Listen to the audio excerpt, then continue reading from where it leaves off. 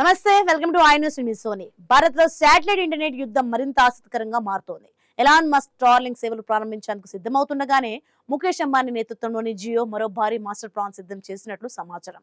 ఏకంగా 1650 శాటిలైట్లను అంతరిక్షంలోకి పంపి దేశమంతా హై స్పీడ్ ఇంటర్నెట్ అందించే లక్ష్యంతో ముందుకు వెళ్తోంది.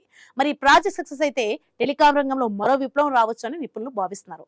అసలు జియో ప్లాన్ ఏంటి చూద్దాం.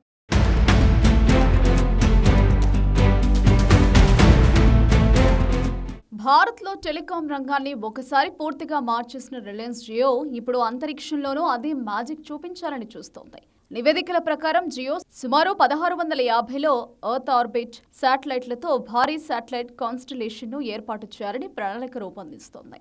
ఈ శాటిలైట్లో భూమికి సుమారు 650 కిలోమీటర్ల ఎత్తులో తిరుగుతూ దేశవ్యాప్తంగా హైస్పీడ్ ఇంటర్నెట్ సేవలను అందిస్తాయి.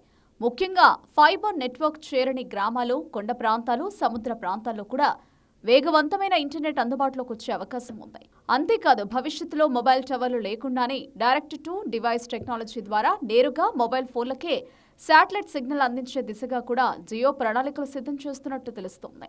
ఈ ప్రాజెక్టు కోసం సుమారు $15 బిలియన్ అంటే దాదాపు 1.3 లక్షల కోట్లకు పైగా పెట్టుబడి పెట్టే అవకాశం ఉందని అంతర్జాతీయ నివేదికలు చెబుతున్నాయి. ఇది భారత ప్రైవేట్ స్పేస్ రంగంలోని అతిపెద్ద పెట్టుబడుల్లో ఒకటిగా నిలవచ్చు.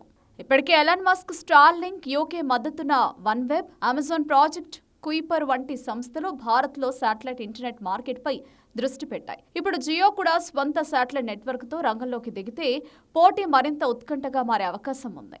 ఈ ప్రాజెక్టు పూర్తి స్థాయిలో అమలైతే భారత్లో ఇంటర్నెట్ వినియోగంలో మరో విప్లవం రావడంతో పాటు డిజిటల్ ఇండియా లక్ష్యాలకు కూడా పెద్ద ఊతం లభించే అవకాశం ఉందని నిపుణులు అంచనా వేస్తున్నారు.